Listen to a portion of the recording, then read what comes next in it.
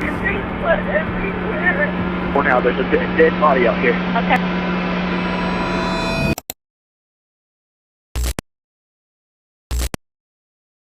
Echoes call from hollow halls, a voice that creeps and softly crawls.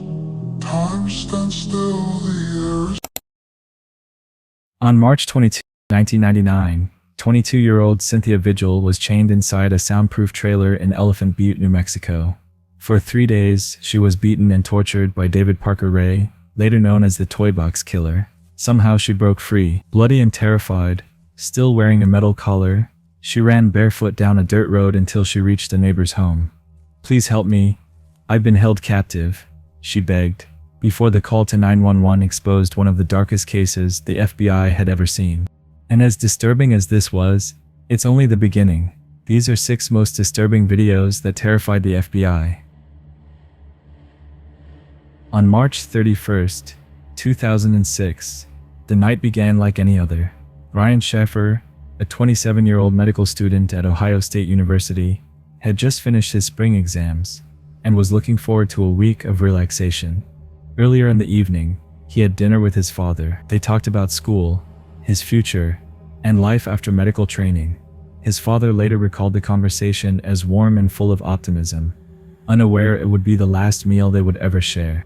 Later that night, Brian decided to celebrate with friends at a popular bar in Columbus, Ohio, known as the Ugly Tuna Saloon. It was a lively spot, located on the 2nd floor of the South Campus Gateway complex. College students, young professionals, and locals filled the bar every weekend, and that night was no exception. For Brian, it was meant to be a carefree evening to blow off steam. He met up with his friend Clint Florence, and later Meredith Reed, another close friend, joined them. They laughed, drank, and mingled. Brian appeared relaxed and happy, even as the weight of his mother's recent death still lingered over him. But sometime after 2 a.m., what began as a night of celebration turned into one of America's most haunting unsolved disappearances. Surveillance footage shows Brian riding the escalator up with his friends and entering the Ugly Tuna. He looked relaxed, smiling as he blended into the late-night crowd. Later, the same cameras captured him chatting with 2 women just outside the entrance. He appeared friendly, even flirtatious, not like someone planning to disappear. At exactly 1:57 a.m., the final blurry footage shows Brian stepping into a small alcove near a service door. From that moment on, Brian Schaeffer vanished. The cameras kept rolling. They recorded every other patron leaving that bar. Police were able to account for each person except Brian. That chilling detail left investigators shaken. How could a man walk into a bar, brimming with people, under constant video surveillance, and never be seen coming out? Detectives described the tape as haunting because it felt as though Brian had stepped off the frame and into thin air. The Columbus police quickly called in the FBI to help analyze the surveillance. Frame by frame, agents examined the footage, trying to spot a missed movement or a glitch. But after countless reviews, the result was the same. No trace of Brian leaving. This baffling absence gave rise to a wave of theories. Some investigators believe Brian may have slipped out through an emergency exit that led into a construction site. That area was unmonitored by cameras, and if he had wandered through in the dark, it is possible he could have fallen or been injured. But extensive searches of the construction site turned up nothing. Others suggested he never left the bar at all. They considered the possibility that Brian was harmed inside the Ugly Tuna, perhaps during a confrontation, and his body somehow removed without detection. But no staff or patron reported anything suspicious, and a thorough search of the building turned up no evidence. Another theory suggested that Brian staged his own disappearance. Just weeks earlier, he had lost his mother to cancer, a devastating blow for the young student. Some speculated he simply wanted to escape the pain and start over. But those close to him didn't buy it. Brian had plans. He was supposed to fly to Miami with his girlfriend Alexis that Monday. Friends even believed he intended to propose to her during that trip. The idea of him walking away from his life didn't match the man they knew. Investigators pored over every detail of Brian's life.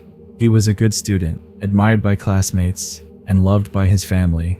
He dreamed of becoming a doctor, yet he was also described as adventurous, with a love for music and an appreciation for the carefree lifestyle of a band musician. Some wondered if he might have left to chase a different dream.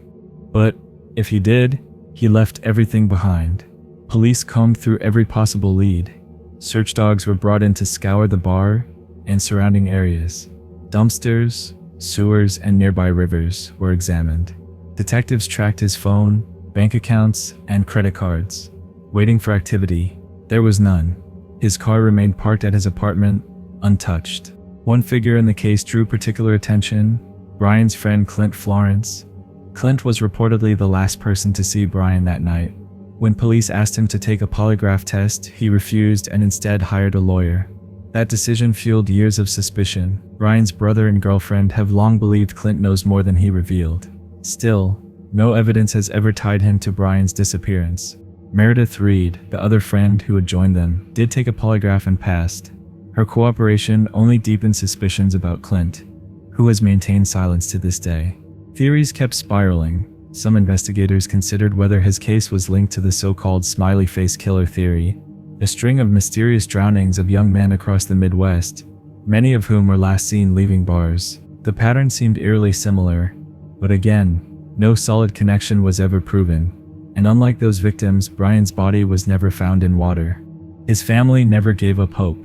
His father Randy tirelessly searched, speaking to the press, organizing searches, and pleading for information.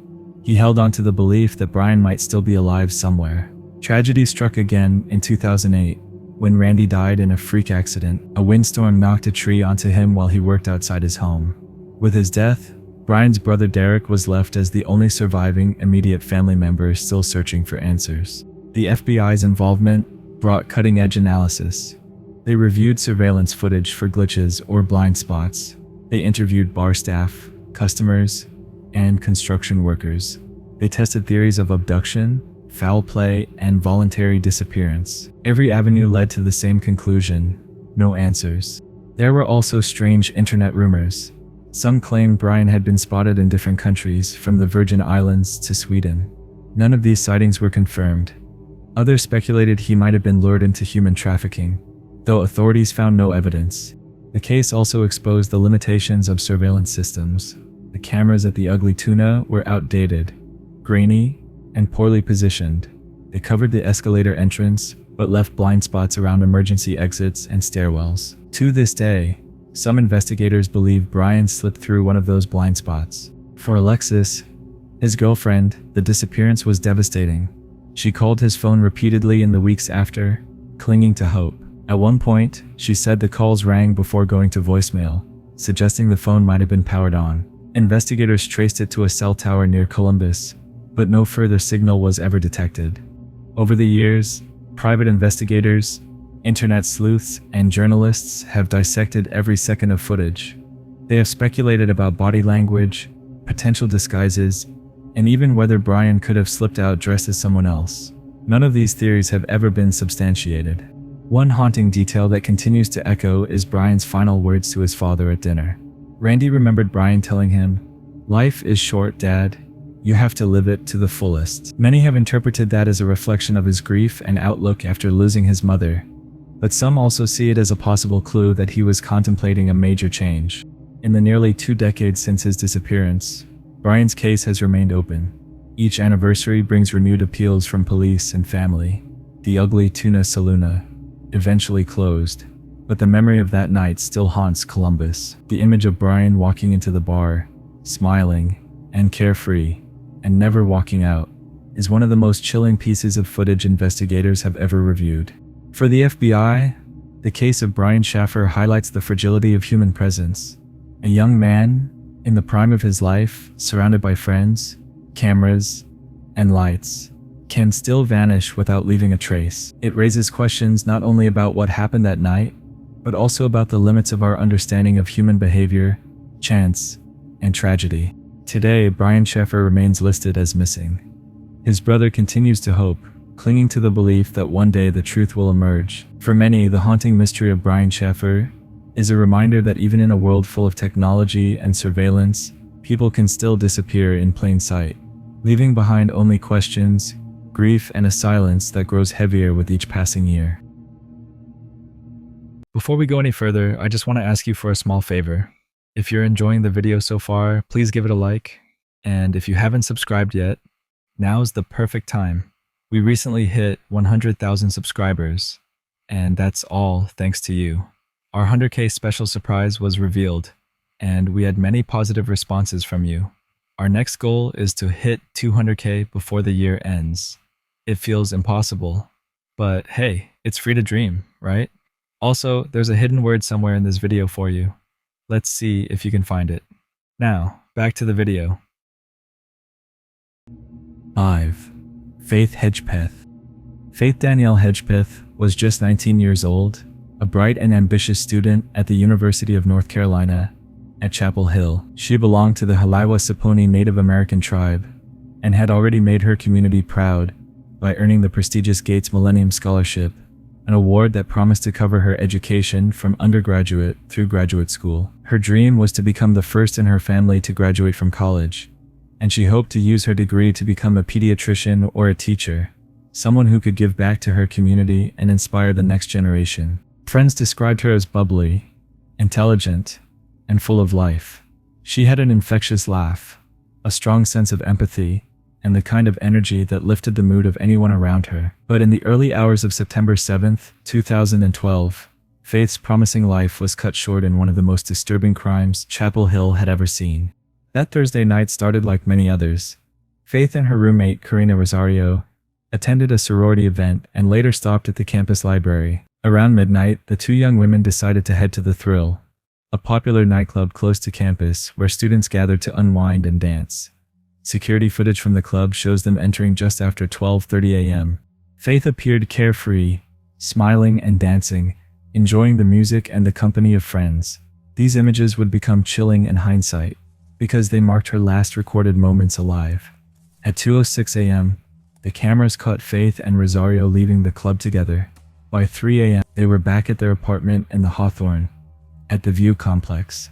Not long after they returned, Rosario said she left again, later telling police that she went to a friend's place to stay the rest of the night.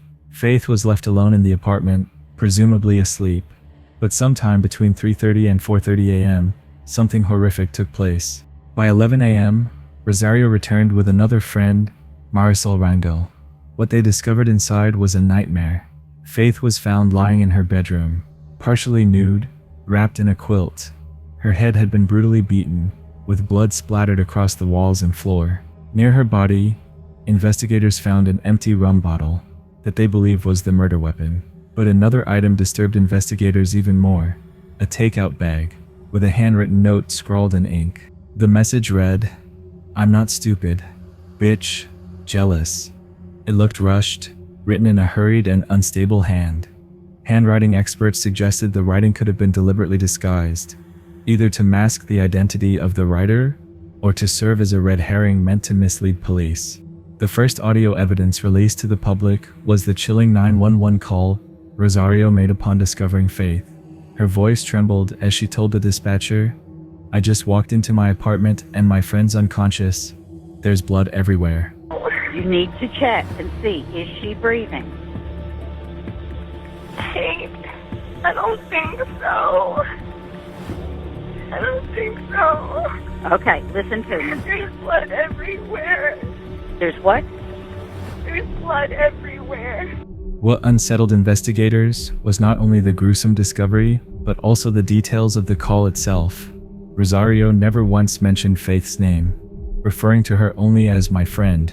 When urged to check whether Faith was still breathing, Rosario refused, saying she could not bring herself to touch her. I don't know. I don't want to touch her, but Listen to me. Is she breathing? I don't know. You need to check. Reporters and investigators later described the call as odd, even haunting, noting the hesitancy in her tone and the lack of urgency in her responses. From the very beginning, evidence pointed toward a sexual assault. DNA samples were recovered from the scene, and with help from the FBI, investigators tested dozens of men connected to Faith's social circle. One of the first names was Rosario's ex-boyfriend, Eric Tikoy Jones. Jones had a history of aggression and had allegedly threatened Faith before. He was considered a strong suspect, but his DNA did not match. Neither did the DNA of anyone else initially tested. The case stalled, and with no arrest, suspicion spread through the campus and community. Adding to the mystery was a disturbing voicemail that surfaced months later, recorded from Faith's phone around 1:23 a.m. on the night of her murder. Experts believe it may have been a pocket dial that accidentally captured part of a conversation. Some analysts claim they heard Faith's voice crying for help, another female voice saying, "I think she's dying," and a man responding coldly, "Do it anyway." Although sound experts debated the clarity of the audio, the very possibility that it recorded Faith's final moments horrified her family and investigators. As the years passed, the Chapel Hill Police and FBI released new information, hoping to generate leads. In 2016, they revealed a composite sketch generated from the DNA profile of the unknown suspect. The technology, known as Parabon Snapshot, predicted the suspect's likely physical features, including skin tone, eye color, and hair color. This gave the public a visual target for the first time, but still no arrest followed. While the investigation dragged on, journalists and true crime shows began exploring the case. Questions swirled around Rosario's account of that night. Why had she left Faith alone so late? Why did her 911 call sound so hesitant? Investigators publicly stated she was not considered a suspect, but many online sleuths remained unconvinced. The years ticked by, and Faith's case remained cold. Her family grew increasingly frustrated. Her father, Roland, often said that he knew his daughter's spirit would never rest until the truth came out. For the Haliwa-Saponi tribe, Faith's death was not just a tragedy, it was a wound to the entire community that had celebrated her achievements and placed their hopes in her. Finally, in September 2021, 9 long years after her murder, investigators got their breakthrough. During a DUI arrest, DNA collected from a man named Miguel Salguero Olivares matched the DNA found at Faith's apartment. His palm print was also confirmed on the rum bottle. He was charged with first-degree murder, rape, and sexual assault. For the first time, there was a name and a face tied to Faith's murder. Miguel was not a well-known figure in Faith's circle, and his connection to her remains unclear. Prosecutors have not publicly revealed whether the attack was planned or opportunistic, nor why the bizarre note was left behind. Even with his arrest, many questions remain unanswered. The haunting evidence from Faith's case has made it one of the most disturbing the FBI ever assisted with. The chilling 911 call, the frantic note, the mysterious voicemail, and the years of silence all painted a picture of a case that felt both deeply personal and terrifyingly random. For Faith's loved ones, the arrest brought some relief, but not closure. Her family continues to seek answers about why she was targeted. Was this the work of someone close to her, or was it the random act of a dangerous stranger? The trial of Salguero Olivares may one day bring clarity, but as of now, the mystery still lingers. Faith's father, Roland, once said, "We have faith the truth will come out." And though DNA evidence finally pointed to a suspect, the disturbing details surrounding that night remain etched in memory. Faith Hedgepeth's case is a reminder of how violence can strike even the brightest lives, leaving behind not just grief but questions that echo for years. 4. Kendrick Johnson. On January 11, 2013, students at Lone Edge High School in Valdosta, Georgia, stumbled upon a scene that would haunt investigators for years. From the Lowndes High School now, there's a dead body out here. Okay, where at, sir? Lowndes High School in the old gym. Inside the school gymnasium, rolled up tightly inside a vertical wrestling mat, was the lifeless body of 17-year-old Kendrick Johnson. His feet were sticking out from the top of the mat, his body positioned head down, as if he had been swallowed by the canvas itself. The discovery was so unusual that even seasoned investigators were left unsettled, wondering how a teenager could possibly have ended up in such a position.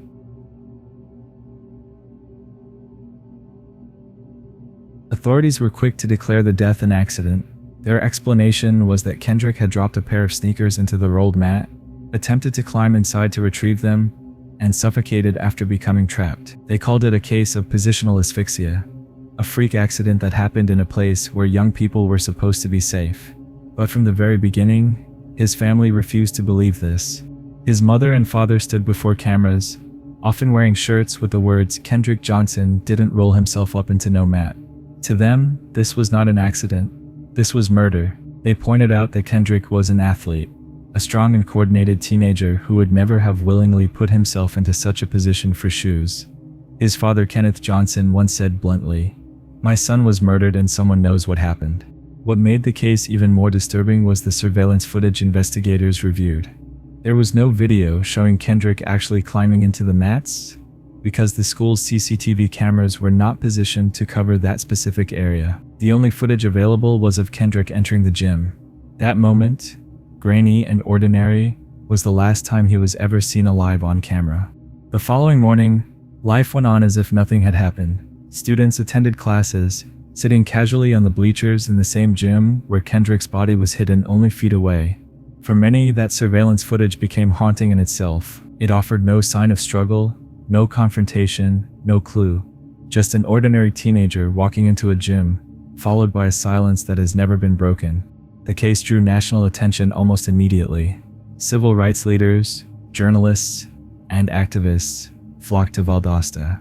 The Georgia Bureau of Investigation conducted the first autopsy and concluded it was an accident. But the Johnson family, convinced this was a cover-up, paid for an independent autopsy. That second examination concluded Kendrick had died from blunt force trauma to the neck. A third autopsy, ordered later by the Department of Defense, leaned back toward accidental asphyxia. These conflicting reports only fueled suspicion, making it impossible to reach consensus, and sparking fierce debate across the country. At the heart of the family's suspicion were rumors of a fight involving two brothers at the school, who had allegedly clashed with Kendrick in the past. Those rumors spread rapidly online, and in the media, especially when it was revealed that the boy's father was an FBI agent. For the Johnson family, this detail was proof that powerful connections were shielding the truth. They filed lawsuits accusing officials of protecting their own, arguing that the investigation had been compromised from the start. Federal investigators eventually conducted their own review, analyzing hours of video, conducting interviews, and even searching homes. But in the end, no charges were ever filed. Then came an even more shocking claim. When Kendrick's body was exhumed for the independent autopsy, his parents said his internal organs were missing and replaced with newspaper.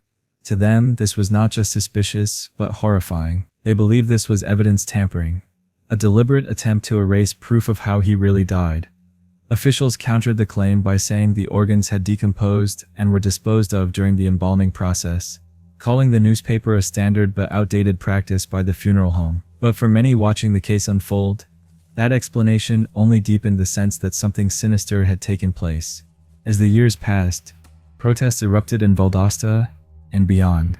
Students, community members, and activists marched in the streets holding signs that demanded justice for Kendrick Johnson.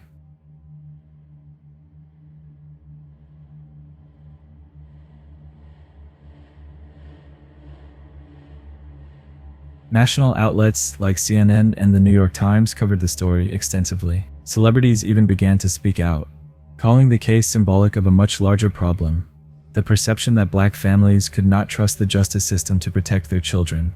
In 2014, the Johnson family filed a wrongful death lawsuit, seeking $100 million against local officials and school administrators, accusing them of orchestrating a cover-up.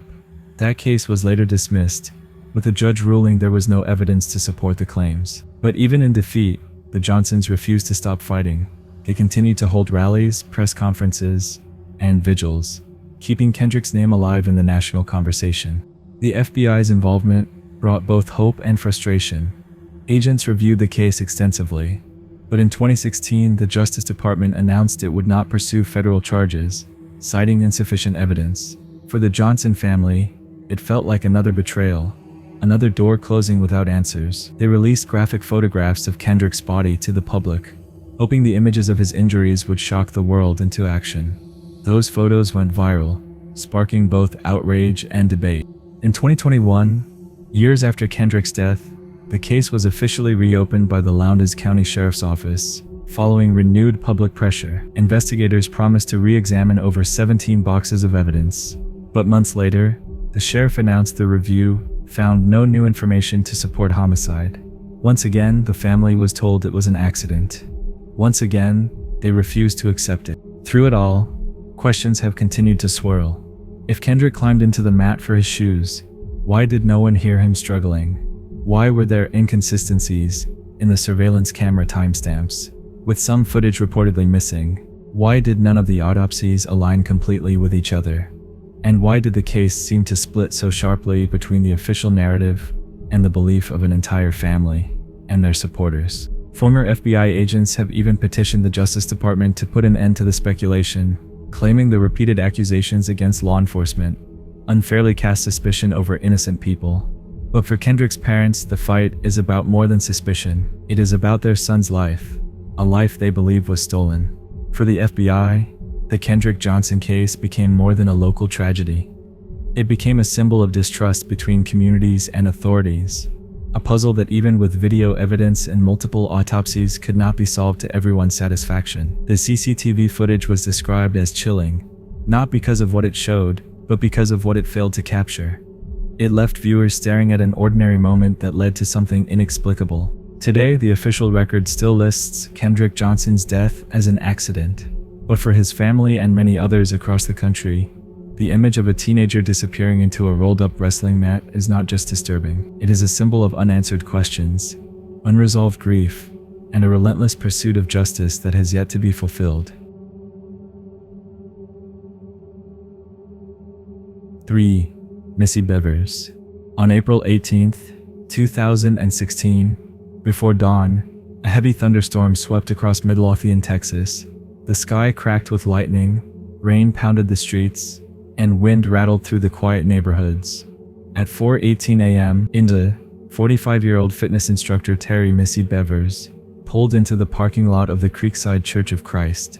She was there to prepare for her Camp Gladiator boot camp class, a high-energy program she hosted several times a week. Her students were expected at 5 a.m., but they never got the chance to see her alive. When one of the participants entered the church shortly after 5 a.m., the scene they discovered was horrifying. Missy was lying dead in a hallway. She had suffered multiple puncture wounds to her head and chest. Investigators later confirmed that the injuries were consistent with tools carried by her killer. From the very beginning, there was no doubt this was not an accident. This was targeted, calculated, and brutal. What shocked the public most was the surveillance footage pulled from inside the church. At around 4 a.m., just minutes before Missy arrived, cameras recorded an individual wandering through the halls, dressed in full tactical gear. The outfit included a helmet, gloves, heavy vest, and the word police, boldly displayed across the front. The figure moved calmly and methodically, carrying a hammer and other tools, smashing glass, prying doors open, and pacing through the building as though searching for something. Yet the suspect's gait was peculiar, slow and uneven, almost as if injured or weighed down by the gear. For investigators, this was chilling.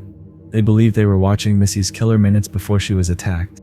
Police never released footage of Missy's actual confrontation with the suspect. They confirmed only that she entered the church shortly after 4:18 a.m., and while setting up her exercise equipment, she encountered the intruder. Cameras outside the church were not working that night, leaving no record of how the suspect arrived or escaped. Those gaps in surveillance only deepened the mystery. Over time, analysts began to focus on the suspect's unusual walk. Some viewers thought it looked feminine, while others believed it could be a man with a limp. An FBI forensic podiatrist reviewed the footage and concluded that the stride could not be linked conclusively to gender. Even today, the identity of the figure in tactical gear remains unknown. Theories quickly spread across the internet. At first, some suggested burglary, but that theory was dismissed. Nothing was stolen from the church. Missy's purse and iPad were untouched, left in plain sight. The intruder smashed glass and opened doors, but took nothing. Investigators were certain that whoever entered the church was not looking for property. They were there for Missy. Then, another disturbing detail surfaced. Search warrants revealed that Missy had received strange, unwanted messages on LinkedIn in the weeks leading up to her death. Police said the tone of the messages had made her uncomfortable. Some speculated the killer may have stalked her, using online platforms to learn her schedule and possibly tracking her movements with a smartphone. At the same time, suspicion briefly turned inward. Missy's marriage had reportedly been under strain.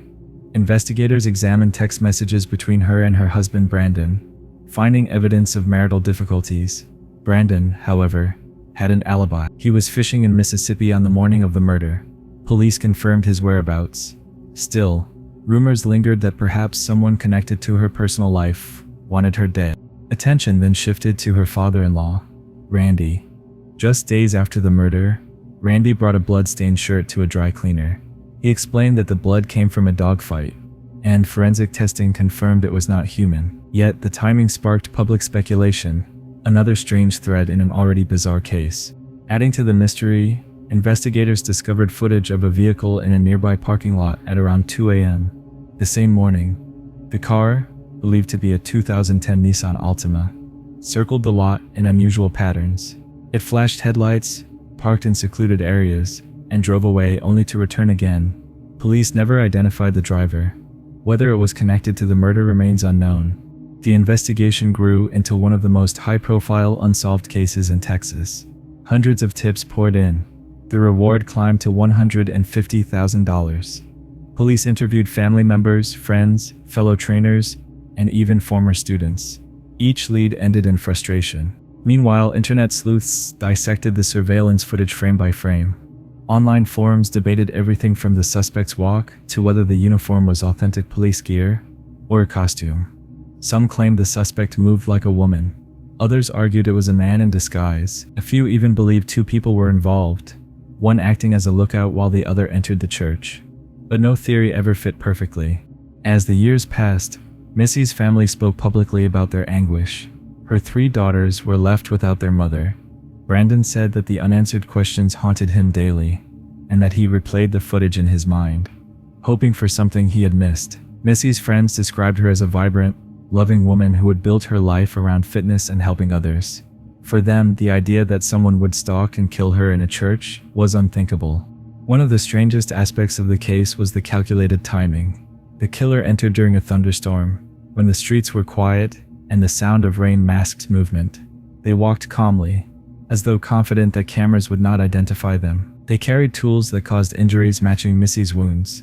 And yet, despite the precision, they left behind no DNA, no fingerprints, and no trail. By 2019, investigators admitted the case had gone cold.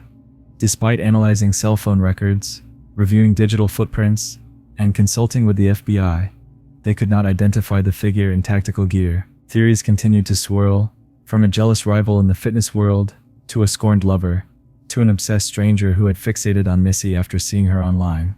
In the years since, the case has appeared in documentaries, crime podcasts, and news specials. Each retelling shows the same haunting footage: a shadowy figure in a helmet and vest, wandering calmly through the halls of a church, minutes before a mother of 3 was brutally murdered. Even law enforcement admits that the video is one of the most chilling pieces of evidence they have ever reviewed. It is disturbing not just for what it shows, but for what it hides. Viewers know they are watching a killer, but the face remains concealed, the identity still a mystery. Today, nearly a decade later, the murder of Missy Bevers remains unsolved. Theories are endless. Was it someone she knew? Was it a stranger driven by obsession? Was it a person in uniform meant to deceive? The answers remain locked away in the shadows of that stormy April morning. For investigators, the image of the suspect roaming the Creekside Church is unforgettable. A silent figure dressed as authority, carrying tools of violence, walking the halls with eerie calm. And for Missy's family, it is a nightmare that never ends. The footage is not just evidence, it is a reminder that somewhere out there, the person responsible for her murder is still free. 2. Phoenix Colden. On December 18th, 2011, 23-year-old Phoenix Colden left her family's home in Spanish Lake, Missouri. It was around 3 in the afternoon when her father, Lawrence, glanced outside and saw her back the family's black 1998 Chevy Blazer down the driveway. He assumed she was running to the store or maybe heading to a friend's house. There was nothing unusual in her behavior, nothing to suggest anything was wrong. Yet that moment would become the last time he ever saw his daughter. She backed out of the driveway and we never saw her again. Just over 2 hours later, at exactly 5:27 p.m., Phoenix's SUV was discovered abandoned in East St. Louis, Illinois, a city known for its high crime rate and violent reputation. The vehicle was still running, the keys were in the ignition, and the driver's door was wide open, as if she had simply stepped out and vanished into thin air. Inside the Blazer, police found her glasses and a pair of shoes, but there was no trace of Phoenix herself. The car was hastily towed from the scene, and because she had not yet been reported missing, her family would not even be told about the vehicle's recovery until nearly 2 weeks later, That devastating delay cost the family what they believe were the most critical hours in the search for their daughter. Well, we found out where the vehicle was, and the East St. Louis police had had the vehicle towed to the impound yard probably 3 hours after she went missing. I understand that in a situation like that, the police should determine who the vehicle belongs to and notify the county where the vehicle is registered so that they can contact the people who own the vehicle. By the time they learned of the abandoned SUV, any potential witnesses had disappeared, and any immediate leads had already gone cold. For Lawrence and his wife, Goldia, the shock was unbearable. To the outside world, Phoenix appeared to be a young woman with a promising future. She was deeply religious, active in her church, and musically talented. As a child, she had excelled in piano and violin, and as a teenager, she became a junior fencing champion. To her parents, she was the picture of discipline and ambition. But as investigators dug deeper, they discovered a more complicated life hidden beneath that surface image. Contrary to what her parents believed, Phoenix was no longer actively attending her college classes. She had quietly withdrawn without telling them, and her days were not always spent where they thought she was. She had a secret boyfriend, friends her parents had never met, and a social life that existed almost entirely outside of their knowledge. This double life suggested that Phoenix may have been struggling with pressures or secrets that she kept carefully guarded. Her phone records soon revealed even more disturbing details. In the days leading up to her disappearance, she had been in constant contact with one particular man. On December 17th, just one day before she went missing, she spoke to him 10 separate times, including one call that lasted nearly 2 full hours.